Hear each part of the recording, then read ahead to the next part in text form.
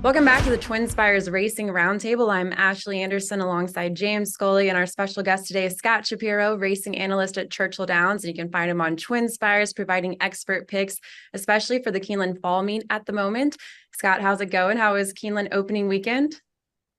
Good to be back, Ashley. As usual, some mixed results. Friday was fun. Saturday, obviously, a lot of star power. And then Sunday was a little bit of a lesser card, I think is pretty fair to say. But looking forward to diving into some of the best performances we saw and some other things as well. All right, we had Scott on the jury last Thursday to talk best bets and phase, and now you're here for our recap series. The roundtable will be talking juvenile male and female performances, Breeders' Cup preps, and more. And Scott, will let you start with the 2-year-olds. Let's talk about which juvenile Colt and Philly impressed you the most this weekend. Yeah, I'm going to keep it local here, and that's going to be a trend. Maybe I'm a biased Kentucky handicapper at this point, but in terms of the 2-year-old filly that impressed me the most, I thought it was without question Candied in winning the Darley Alcibiades. This is a daughter of Candy Ride that had just one start, and it was a sprint in New York at Saratoga for Todd Pletcher. So to be able to stretch out to the 1/16 distance and outfinish a filly like Vivi's Dream, who ran her race and got a really good trip and just was unable to, she was running at the end of the race, just not as much as Candied. So I thought that was an extremely impressive performance and certainly one the Todd Pletcher train you can build on. And then your Colt? Yeah, my Colt would be, it's a Todd Pletcher theme here. Locked to me was extremely impressive. I think there's probably one other answer I could have gone with, but being caught wide throughout the race in the Breeders' Futurity off of just 2 efforts in New York, neither of them at 2 turns, and then being able to finish the deal, I thought bodes extremely well for this Colt that obviously has a ton of talent, proved that the 2-turn test out of town in Kentucky was not an issue. I think Locke cemented himself as one of the clear ones to beat, if not the one to beat in the Breeders' Cup Juvenile.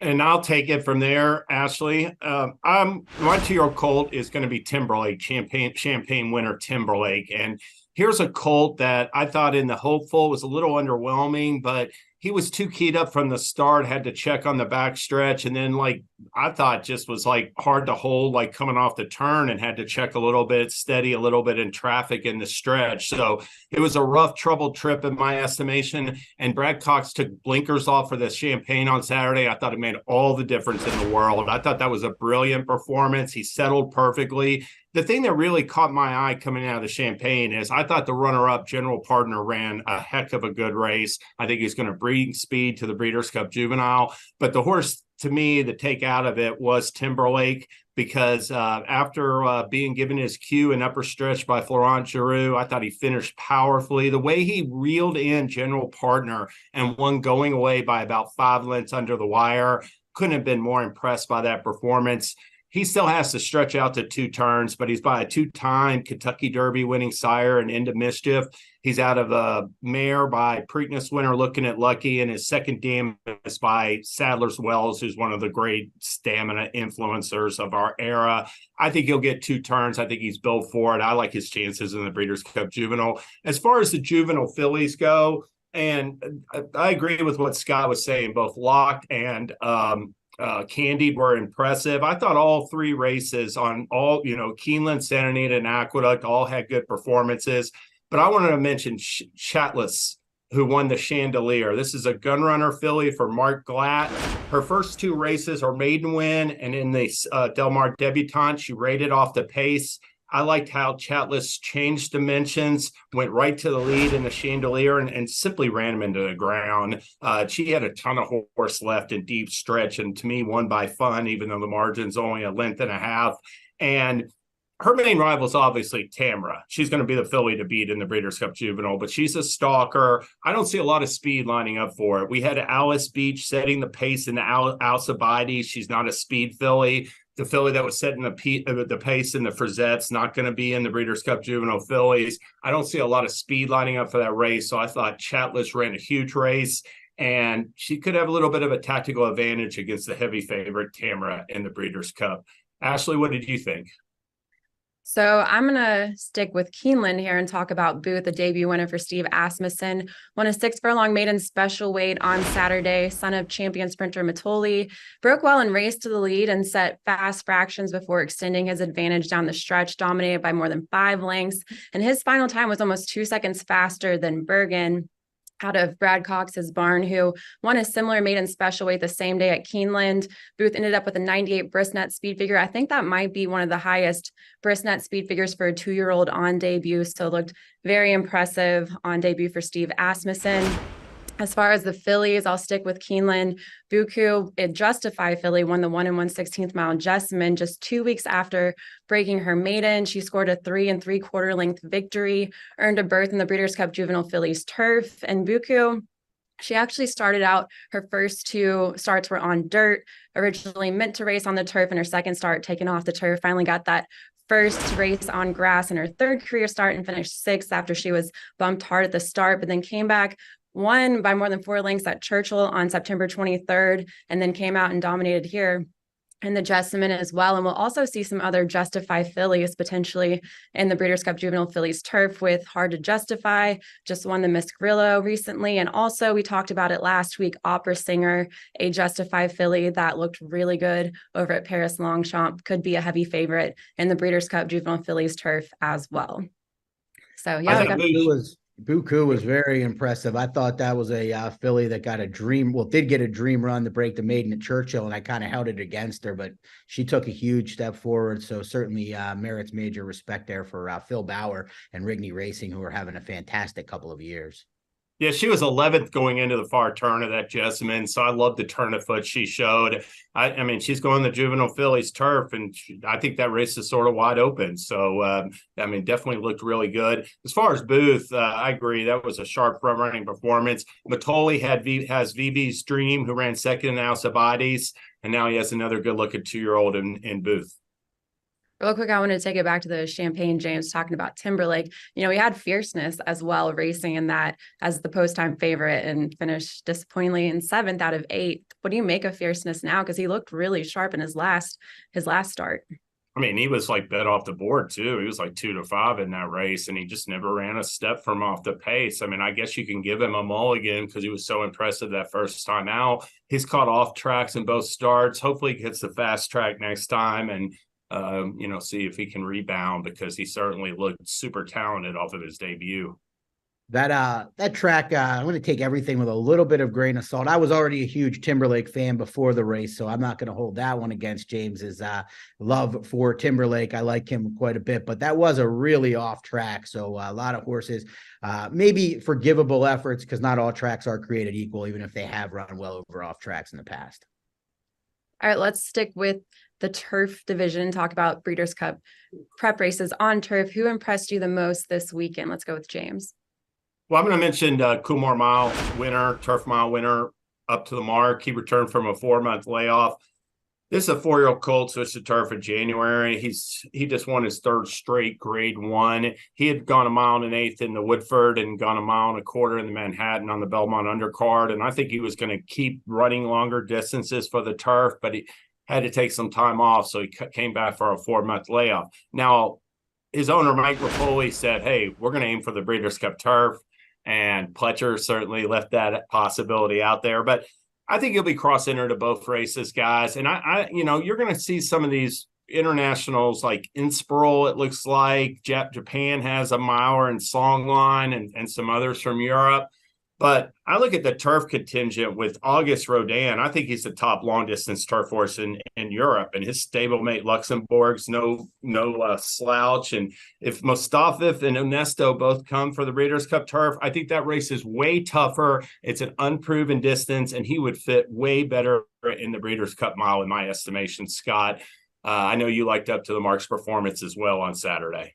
I did. I've been impressed with this colt from the time he moved to the turf towards the tail end of January at Gulfstream. He went off at over 12-1 in a 12-horse field down in Hallandale Beach and showed his electric turn of foot on the side, and really has done nothing wrong since then. Outside of that 3rd place effort when he had some trouble in the Maker's Mark mile, he's won 4 in a row. And to be able to come off the bench and outfinish the horses that he did in the race on Saturday. The Coolmore, was it the Coolmore Turf Mile now? It's not Shadwell Turf Mile.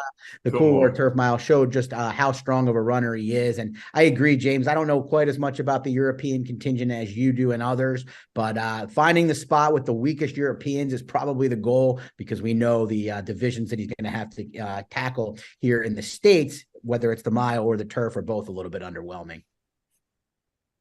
Yeah, that's for sure. Go ahead, Ashley. I'm sorry. Yeah, I could have gone with Up to the Mark too for best turf performance, but I'm gonna switch it over to the females and talk about Didia, who won the 1 1/4 mile Rodeo Drive at Santa Anita. She rallied from behind a modest pace to win by 1 3/4 lengths at a minute 59.79 seconds. It was an ideal prep for the Breeders' Cup Philly and Mare Turf, and this is a good sign. She was able to win at Santa Anita. Obviously, we're going to have the Breeders' Cup at Santa Anita in November. And she came off of a layoff after, getting beaten just 3/4 of a length in the New York. Before that, she had won all 4 starts since shipping over to the U.S. and then was beaten by market segmentation in the New York. So came off an almost 4-month layoff and then won at Santa Anita. Bodes well for sure in November. And Nacho Correas, her trainer, has already won in the Breeders' Cup. He has a small resume in the Breeders' Cup, but won the 2019 Breeders' Cup distaff with another Argentinian import in Blue Prize. So maybe he'll get the job done with Didia as well. What do y'all think? I know it's a tough field likely for that. Blue Prize beat Midnight Bisou in that distaff, and Didia's coming on. She's sort of the same boat as Up to the Mark. They both ran on Belmont Week. Both the top American turf horses in their divisions, and they both came back strong on Saturday, Scott. Yeah, Didia impressed me when I got to see her at Fairgrounds during the early part of her stateside debuts for Nacho Correas, who's obviously done a tremendous job with a lot of these South American imports. Obviously beating the Europeans is going to be a tall task, but she has tactical speed. She can work out her own trip and clearly has a lot of talent. All right, so we've talked about a lot of horses that impressed us over the weekend, but now let's talk which prep winners we're going to be taking a stand against in the Breeders' Cup. Scott? Well, I'm going to group a couple together here because I know it's not a aggressive stand against to say I'm going to take a stand against Gino Romantica coming out of the win in the First Lady, but I'm going to go to all 3 Chad Browns. I'm going to fade all 3 of them. I was underwhelmed by the First Lady. I think in Italian, who I was against, fortunately, and saved my day playing against her in the horizontals, is not the same mare she once was. I think White Beam maybe, was fortunate to beat her the one day. She was underwhelming here in the First Lady, and Gino Romantica, I think that was her time. So I'm going to fade the whole field, particularly the Chad Brown runners. I'll bid on the Euros and maybe a look at Didia. What about you, James? Well, I don't think the Breeders' Cup distaff is going to have the deepest field this year. And I thought Saturday's race, the last 3 preps over the last 2 weekends, the Zenyatta at Santa Anita, the Spinster at Keeneland, and the Beldame at Aqueduct, I thought they were important for really showing what Phillies are going good now and favoritism in the race. And I came away thinking that Spinster winner Idiomatic is the definitive horse to beat. I was super impressed by her performance. So to really answer the question, I'm going to take a stand against the DAR Manor, who won the Zenyatta for Baffert. I thought she led wire to wire. She's been leading wire to wire by default over short fields that don't have speed.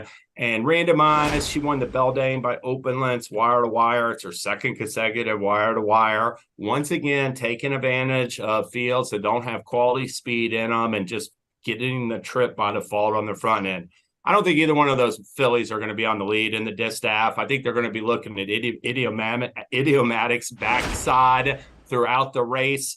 She reminds me of like how Monomo Girl came back when she came back from a year layoff. She had a bunch of preps leading into the 2020 distaff. I thought those races were okay. They were slowly building towards a peak performance, and she wins the Spinster by open lengths and then ran even better in the distaff. Idiomatic has the exact same pattern to me. She's 4 for 4 since stretching out to 2 turns on dirt. I think her best races are still to come. She was just making her 3rd start last December, so I think she's going to take some real beating at Santa Anita. Ashley.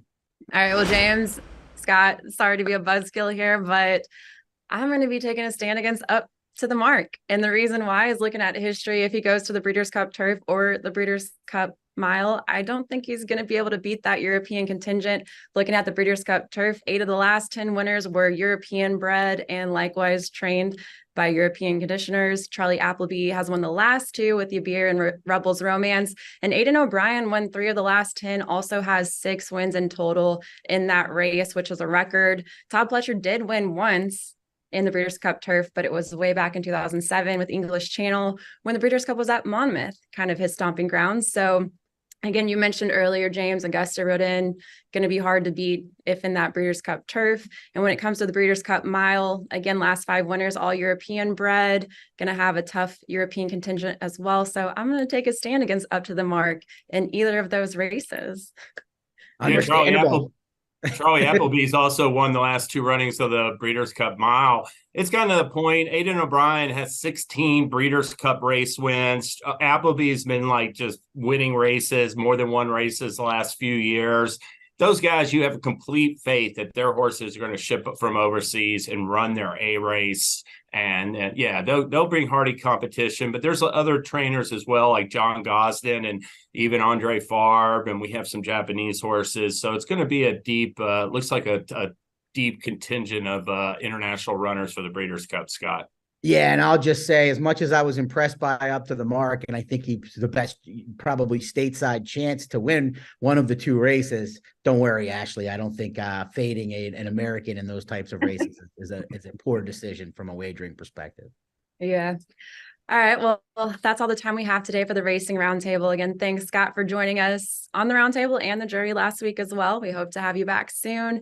And be sure to check us out on this Thursday for our best bets and fades of the weekend. We'll have a promo again. We'll be running the jury all caps to get a 15% boost on win wagers. So be sure to check that out on Thursday when we talk our best bets and fades of the weekend. We'll see you next time.